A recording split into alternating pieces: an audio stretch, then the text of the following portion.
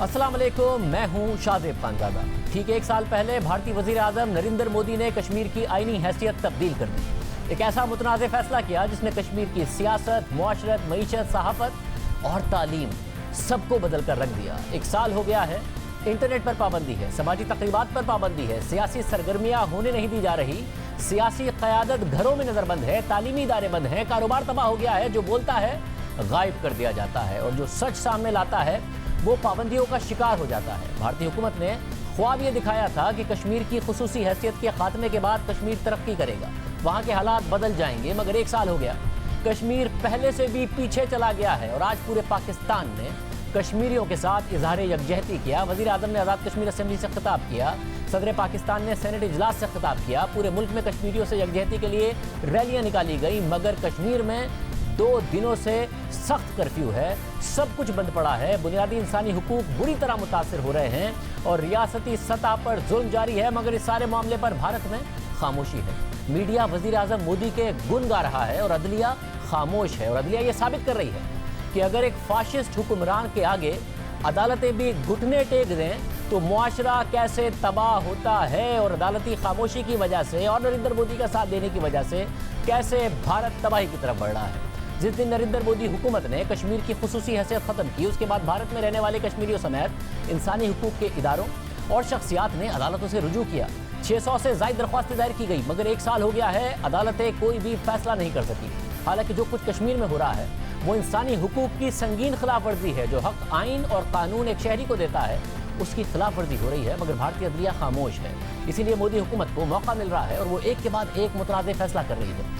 कश्मीर के हवाले से आर्टिकल 370 के खात्मे के बाद मोदी हुकूमत ने मुतनाज़ शहरियत का कानून बनाया और अब हुकूमत अपनी सरपरस्ती में बाबरी मस्जिद की जगह राम मंदिर तामीर कर रही है। जो बीजेपी के वादे थे वो एक एक करके पूरे हो रहे हैं। बाबरी मस्जिद की जगह राम मंदिर की तामीर शुरू करने का वादा पूरा हो गया। आज नरेंद्र मोदी ने खुद बुनियाद रखी। कश्मीर की खुसूसी हैसियत का खात्मा वो एक साल पहले वादा पूरा हो गया। और तीसरा वादा बीजेपी का भारत को एक सेक्युलर रियासत की जगह हिंदू रियासत बनाना था, इस वादे पर तेजी से काम हो रहा है। कानूनी तौर पर अब तक ना सही मगर अमली तौर पर भारत एक सेक्युलर से हिंदू रियासत तेजी से बनता जा रहा है। और आज भारतीय वजीर आजम ने जो कदम उठाया है उसके बाद तीसरे वादे की तकमील और भी आसान दिखाई दे रही है। नरेंद्र मोदी आज खुद अयोध्या गए और उन्होंने बाबरी मस्जिद की जगह राम मंदिर का संगे बुनियाद रख दिया, वहां पर पूजा की और फिर तकरीब से खिताब करते हुए भारतीय वजीर आजम ने आज के दिन को तारीखी दिन करार दे दिया। मगर भारतीय वजीर आजम के आज के कदम को नए भारत की बुनियाद करार दिया जा रहा है। भारत को हिंदू रियासत बनाने के हवाले से बड़ा और अहम कदम करार दिया जा रहा है, जहां पर जो हिंदू नहीं होगा वो दूसरे दर्जे का शहरी होगा। इस हवाले से BBC उर्दू पर एक आर्टिकल छाया हुआ है जिसका उन्वान है, क्या राम मंदिर का संगे बुनियाद इंडिया को एक हिंदू मुल्क बनाने की तरफ एक और कदम है। इस आर्टिकल में लिखा है कि 1951 से बहस की शुरुआत हुई थी, अब वो बहस फैसला कुन मरहले में पहुंच चुकी है। 1951 में गुजरात में जब सोमनाथ मंदिर की तामीर नौ के बाद उसके इफ्तिताह की तारीख रखी गई और भारत के पहले सदर डॉक्टर राजेंद्र प्रसाद को बुलावा भेजा गया, तो उस वक्त के वजीर आजम जवाहरलाल नेहरू ने चाहते थे कि मजहबी मामलात को कौमी मामलात से अलग रखा जाए और उन्होंने सदर को मशवरा दिया, जवाहरलाल नेहरू ने सदर को मशवरा दिया कि वो इस प्रोग्राम का हिस्सा ना बने। नेहरू को तशवीश थी कि हुकूमत की जानिब से इस तरह के प्रोग्राम की हिमायत से तकसीम के बाद लोगों में पैदा होने वाली मजहबी दरारें मजीद गहरी हो जाएंगी, मगर भारतीय सदर ने नेहरू के मशवरे को तस्लीम नहीं किया और प्रोग्राम में हिस्सा लिया। लेकिन उन्होंने प्रोग्राम में जाकर बात सेक्युलरिज्म और बहाली अमन पर की और उस पर जोर दिया। BBC के मुताबिक सोमनाथ मंदिर की तामीर नौ और 5 अगस्त 2020 को अयोध्या में राम मंदिर की संगे बुनियाद में तकरीब का मवाजना करने की कोशिश की जा रही है, लेकिन इन दोनों का मवाजना दुरुस्त नहीं है। इस बार मुल्क के सदर राम मंदिर प्रोग्राम के मेहमान खुसूसी नहीं हैं, जैसा कि सोमनाथ मंदिर के मामले में था। इस वक्त के वजीर आजम हुकूमत से वाबस्ता हुकूमत से कह रहे थे कि वो इस प्रोग्राम से दूर रहें, जबकि आज के वजीर आजम अपने हाथों से चांदी की ईंटें बुनियाद में डालने जा रहे हैं। एक वक्त था जब 7 दहाइयों पहले वजीर आजम चाहते थे कि हुकूमत मजहबी मामलात से दूर रहे, और अब ये वक्त आ गया है कि भारतीय वजीर आजम खुद मजहब को सियासत के लिए इस्तेमाल कर रहे हैं। मगर इस मामले पर सियासत आज से नहीं हो रही है, 150 साल पुराना तनाज़ा है और तारीख वाज़े करती है کہ नरेंद्र मोदी क्या कर रहे हैं और क्यों कर रहे हैं और किसको मुतमईन करने के लिए कर रहे हैं। इस मामले में जहां सियासत होती रही, वहीं अदालतों ने भी मुतनाज़ किरदार अदा किया।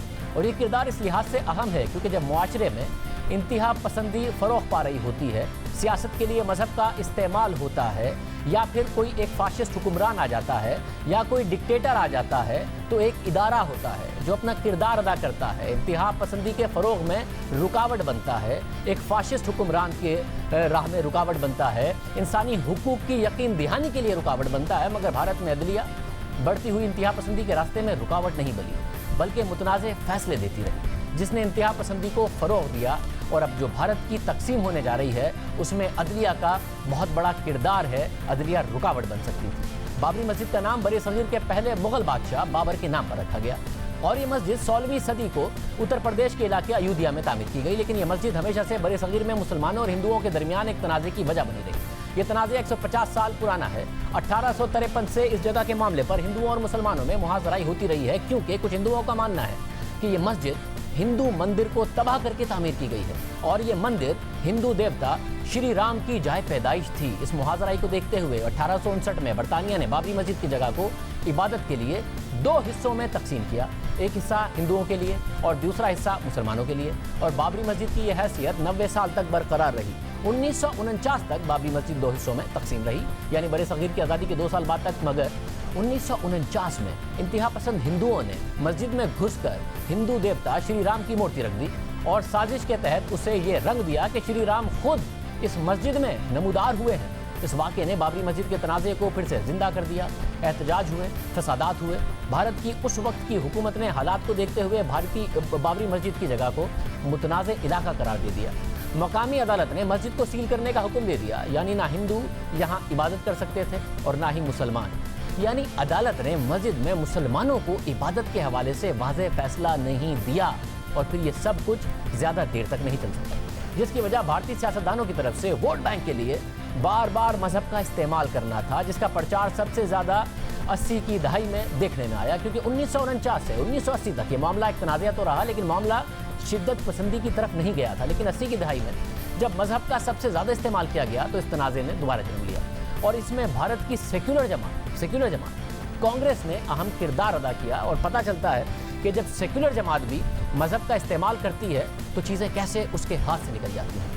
इंदिरा गांधी के कत्ल के बाद उनके बेटे राजीव गांधी एक नए लीडर के तौर पर उभर रहे थे। राजीव गांधी ने सियासत में आकर नई सोच की बात की और इंदिरा गांधी के कत्ल के 1 महीने बाद भरपूर इंतखाबी मुहिम चलाई। इंतखाबात हुए, कांग्रेस ने अपनी तारीख की सबसे बड़ी फतह हासिल की और लोकसभा में 409 नशिस्तों के साथ अक्सरियती जमात बन गई। राजीव गांधी भारत के नए वज़ीर आज़म बने, लेकिन उन्हें ये इल्म नहीं था कि वज़ीर आज़म बनने के कुछ वक्त बाद उनकी नई सोच का इम्तिहान शुरू होने वाला है। और उनका ये इम्तिहान 62 साला मुसलमान खातून शाहबानो के केस से मुताल्लिक था, जिसने भारतीय सियासत का रुख बदल कर रख दिया था। 1975 में शाहबानो के शौहर ने उन्हें घर से निकाल दिया। जब शाहबानो ने अपने हक की बात की तो उनके शौहर ने 6 नवंबर 1978 को उन्हें तलाक दे दी। लेकिन शाहबानो ने महाना गुजारे के लिए रकम का मुतालबा किया। उनके शौहर ने ये मुतालबा रद्द कर दिया और शाहबानो अदालत चली गई। 1985 में सुप्रीम कोर्ट ने मुत्तफिका फैसला सुनाया कि शाहबानो अपने शौहर की तरफ से हक महर की रकम के बावजूद महाना गुजारे की रकम की हकदार है। सुप्रीम कोर्ट के इस फैसले को राजीव गांधी ने वोट बैंक के लिए कानून साजी के जरिए बेअसर कर दिया, क्योंकि कई मुसलमान लीडरों ने सुप्रीम कोर्ट का फैसला तस्लीम करने से इनकार कर दिया था।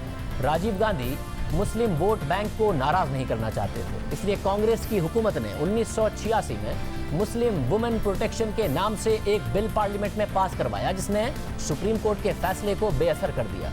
इस रवैये पर राजीव गांधी पर इल्जामात लगे कि उन्होंने मुसलमान हलकों को खुश करने के लिए ये इकदाम किए हैं। तो इस दौरान कांग्रेस ने फैसला किया कि वो फिर हिंदू वोट बैंक को भी खुश करेगी, मजबूत करेगी। कांग्रेस में बड़े पैमाने पर सियासत हो रही थी, रातों रात अजीब से वाकयात होने लगे थे और 1986 में एक हिंदू रहनुमा ने अयोध्या की जिले अदालत में अपील की कि बाबरी मस्जिद पर जो ताले लगे हैं उन्हें खुलवा दिया जाए।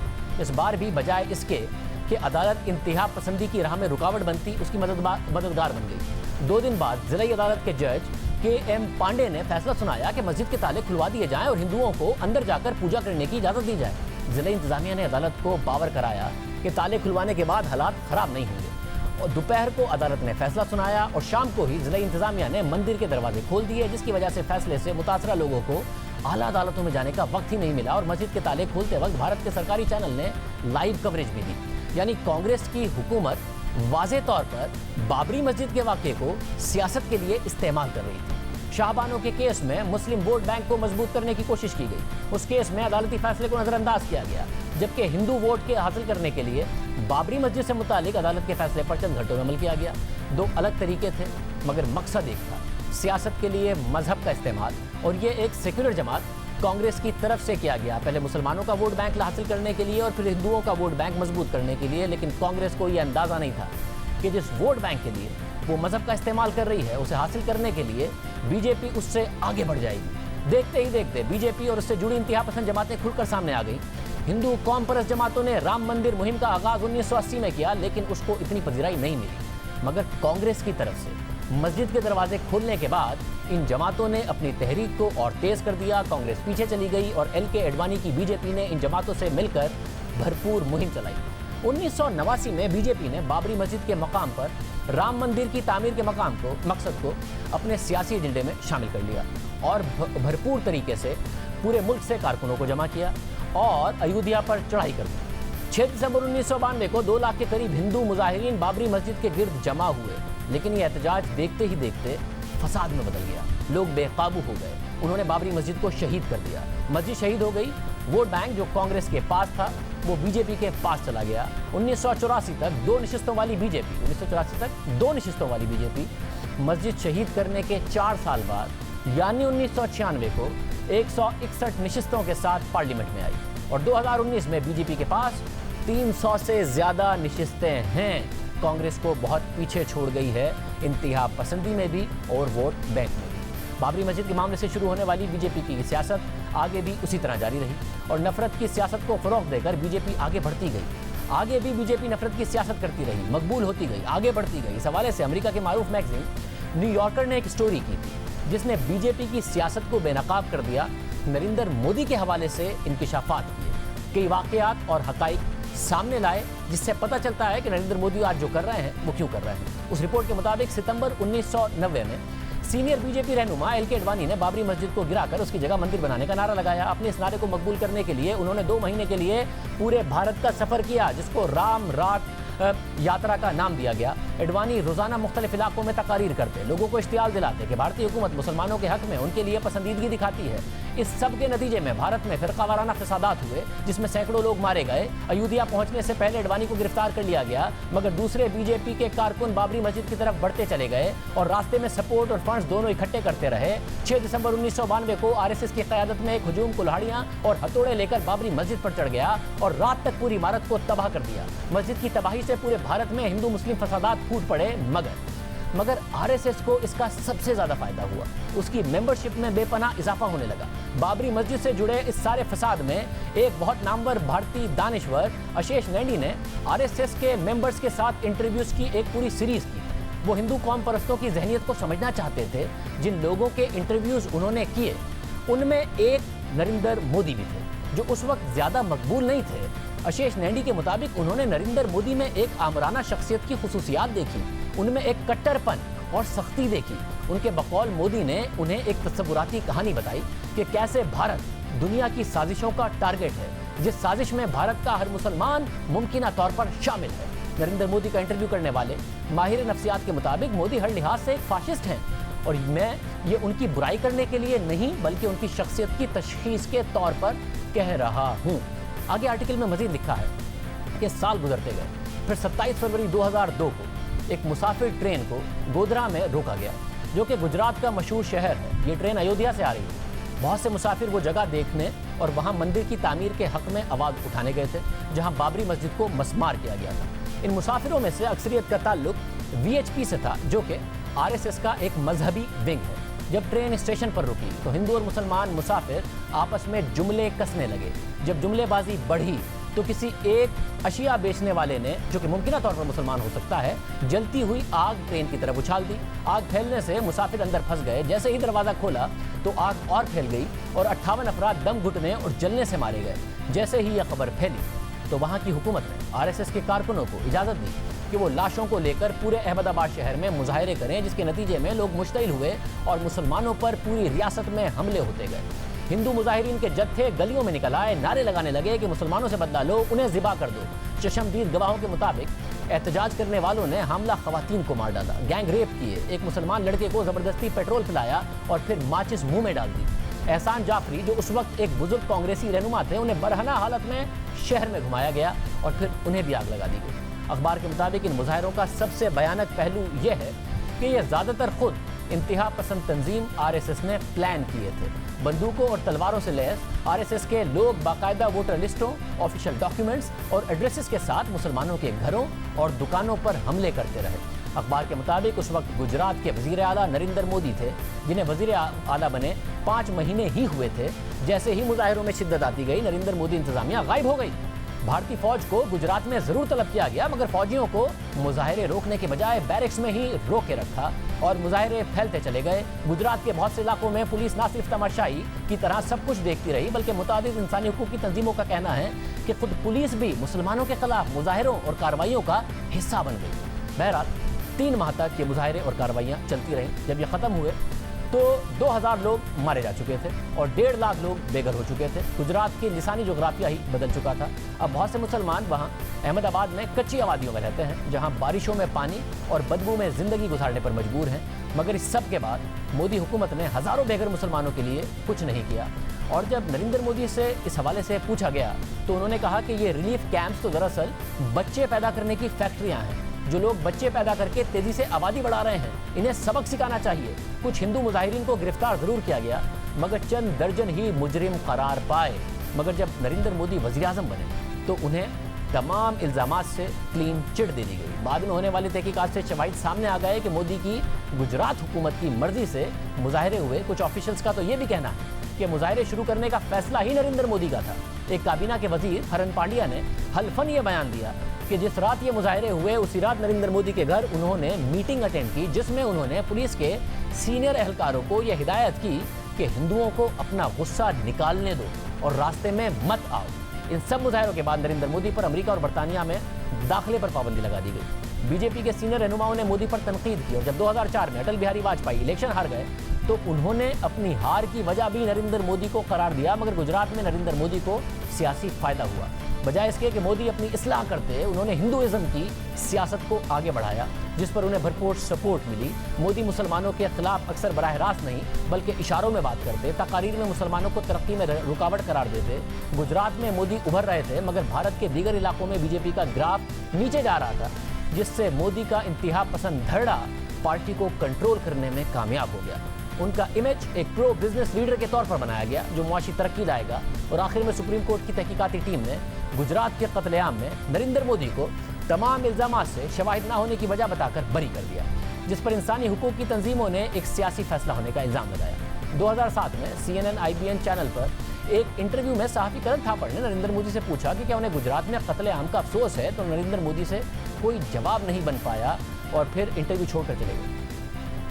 फिर 2013 में जब एक और रिपोर्टर ने उनसे पूछा कि क्या उन्हें गुजरात में मुसलमानों के मारे जाने का अफसोस है, तो उन्होंने बेबसी का इजहार किया, मगर कहा कि गाड़ी के नीचे कुत्ते का बच्चा भी आ जाए तो अफसोस तो होता है। बहरहाल न्यूयॉर्कर आर्टिकल के मुताबिक नरेंद्र मोदी ताकतवर हो गए। 2012 में वो बीजेपी के सबसे नुमाया लीडर बन गए और वजारत उज़्मा के उम्मीदवार बन सकते हैं, ऐसा लगने लगा। मोदी खुद को एक विजनरी लीडर के तौर पर पेश करने लगे, जिसने गुजरात की मईशत बदल दी है। इसके बाद स्टोरी बयान करती है कि कैसे एक के बाद एक अखबार और टीवी चैनल नरेंद्र मोदी ने कंट्रोल किए।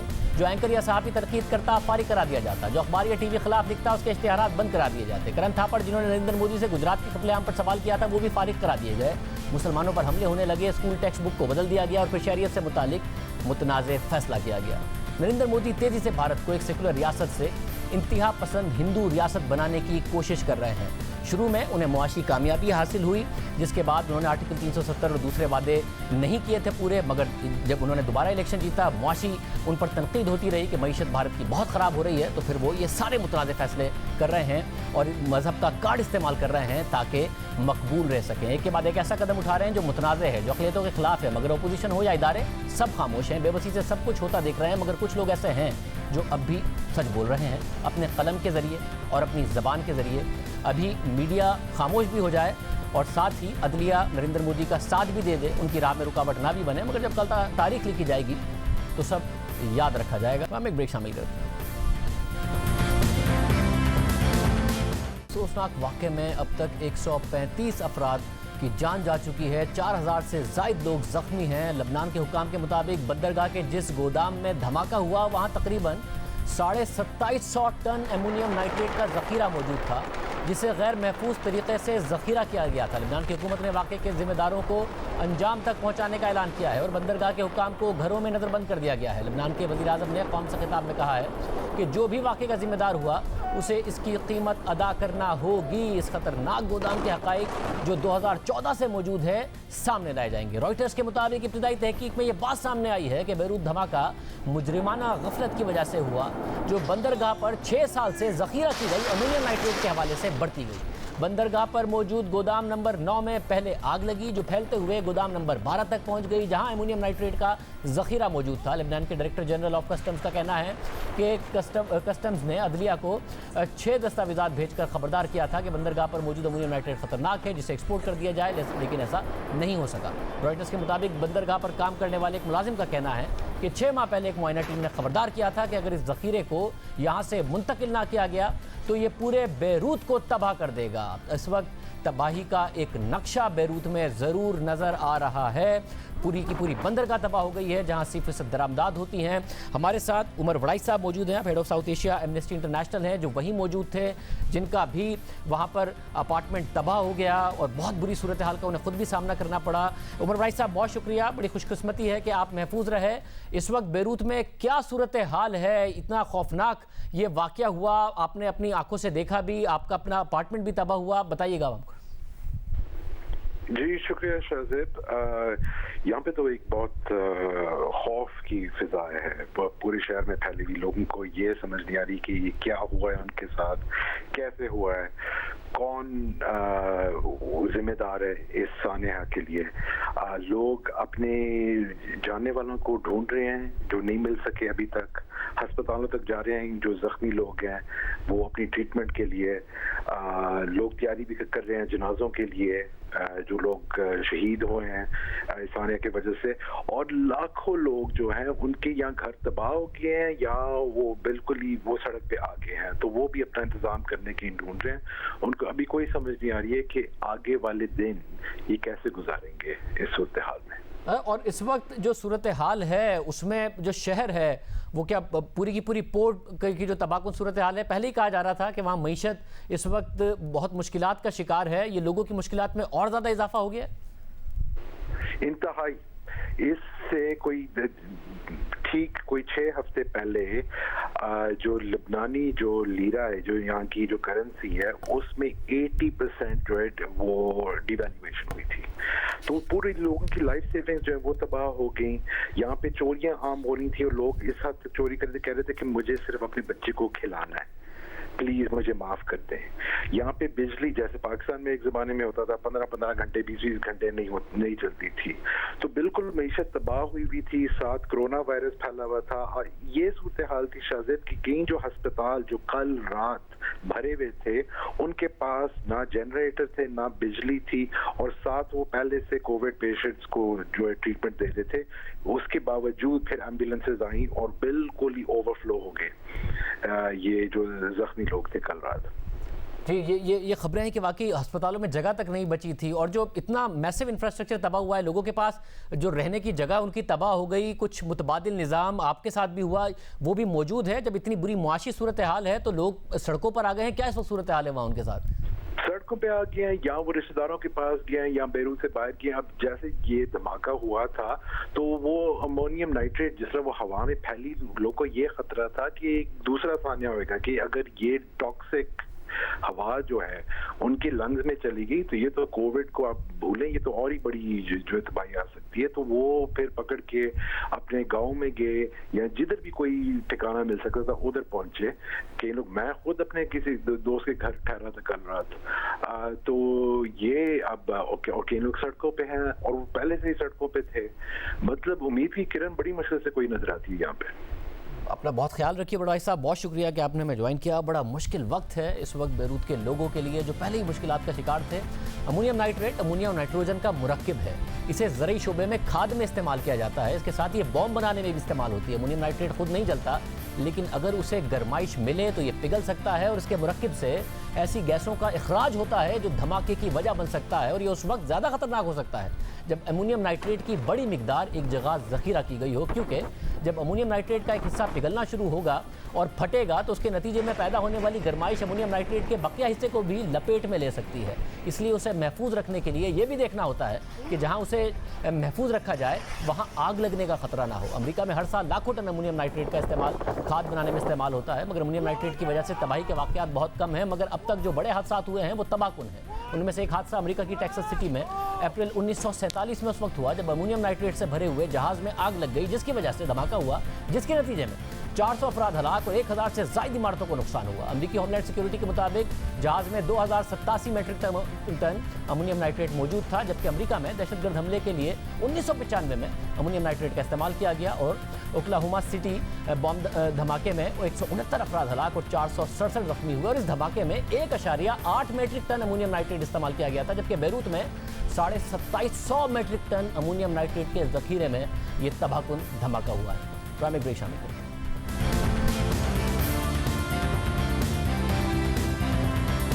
نیب کی کارکردگی، نیب افسران کی صلاحیت اور ان کی اہلیت پر سپریم کورٹ کے ریمارکس اور فیصلے مسلسل سامنے آ رہے ہیں، اور آج بھی سپریم کورٹ نے ڈی جی نیب عرفان منگی کی تقرری اور اہلیت پر سوالات اٹھائے اور اٹارنی جنرل کو نوٹس جاری کرتے ہوئے نیب کی تمام ڈی جیز کی تقرریاں سے متعلق تفصیلات طلب کر لی ہیں۔ سپریم کورٹ نے چیئرمین نیب کے افسران کی بھرتی کے اختیار کا بھی نوٹس لے لیا ہے۔ سپریم کورٹ میں جسٹس مشیر عالم اور جسٹس قاضی فائز عیسیٰ پر مشتمل 2 رکنی بینچ نے خود کو نیب افسر ظاہر کر کے فراڈ کرنے والے ملزم کی ضمانت کی درخواست پر سماعت دوران سماعت جسٹس قاضی فائز عیسیٰ نے کہا کہ ملزم محمد ندیم نے M D P S O کو ڈی جی نیب بن کر کال کر دی۔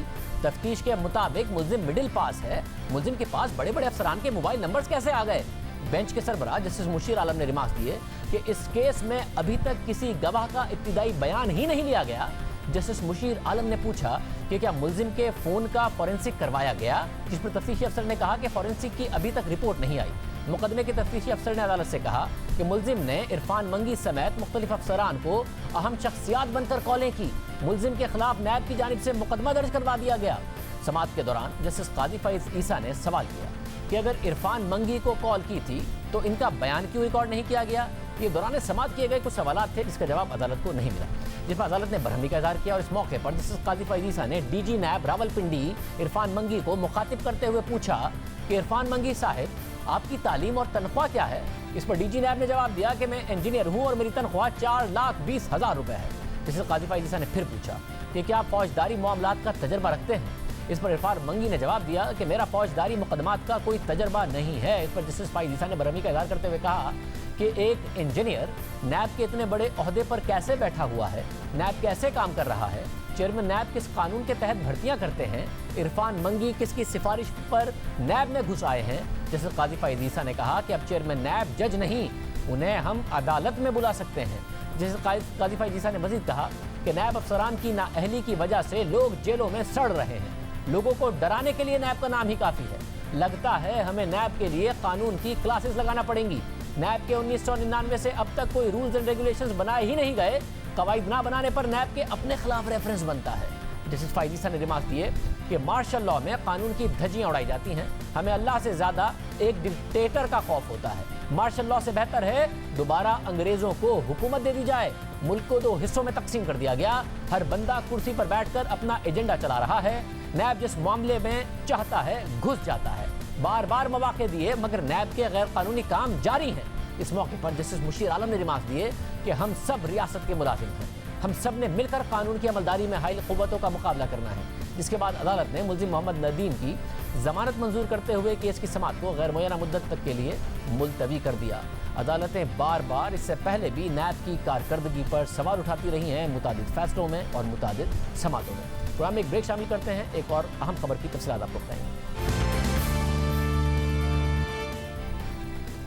15 دن ہو گئے 21 جولائی کو اسلام آباد کے مرکزی علاقے سے دن دہاڑے صحافی متی اللہ جان کو اغوا کیا گیا اور پھر وہ بازیاب ہو گئے، مگر اب تک پولیس اغوا کاروں کا سراغ نہیں لگا سکی اور تحقیقات ابھی جاری ہیں۔ सुप्रीम कोर्ट में कल मतीउल्लाह जान के खिलाफ तौहीन अदालत के नोटिस की समाअत होगी। अदालत ने गुज़िश्ता समाअत में पुलिस से मतीउल्लाह जान के अगवा की रिपोर्ट तलब की थी, जो आज पुलिस ने जमा करा दी है। अदालत में जमा कराई गई रिपोर्ट के मुताबिक मुकदमे के इंदराज के बाद वजारत दिफा, इंटेलिजेंस ब्यूरो, मिलिट्री इंटेलिजेंस और ISI से मुआवनत की दरख्वास्त की गई।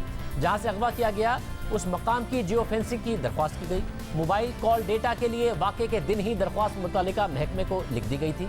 इस्लामाबाद सेफ सिटी के कैमरों का रिकॉर्ड भी मांगा गया है, लेकिन अभी तक किसी महकमे ने भी जवाब नहीं दिया। रिपोर्ट के मुताबिक बाजियाबी के मकाम से आंखों पर बांधी गई काली पट्टी और टेप भी बरामद कर लिए गए, मगर उनकी फॉरेंसिक रिपोर्ट भी मौसूल नहीं हुई। नादरा ने भी फुटेज में मौजूद अगवाकारों की शनाख्त के बारे में कोई जवाब नहीं दिया। पुलिस ने अपनी रिपोर्ट में बताया है कि मामले की स्पेशल इन्वेस्टिगेशन टीम ने तफ्तीश की, GIT बनाई जाएगी और फिर वही इसकी तहकीकात करेगी। जबकि मतीउल्लाह जान के अगवा के मुकदमे में इंसिदाद दहशतगर्दी की दफ़ा 7 भी शामिल कर ली गई है। रिपोर्ट के मुताबिक मुलजिमान की तलाश और शनाख्त के लिए भरपूर कोशिशें की जा रही हैं। अब कल सुप्रीम कोर्ट इस मामले को देखेगी। इजाज़त दीजिए, अल्लाह हाफ़िज़।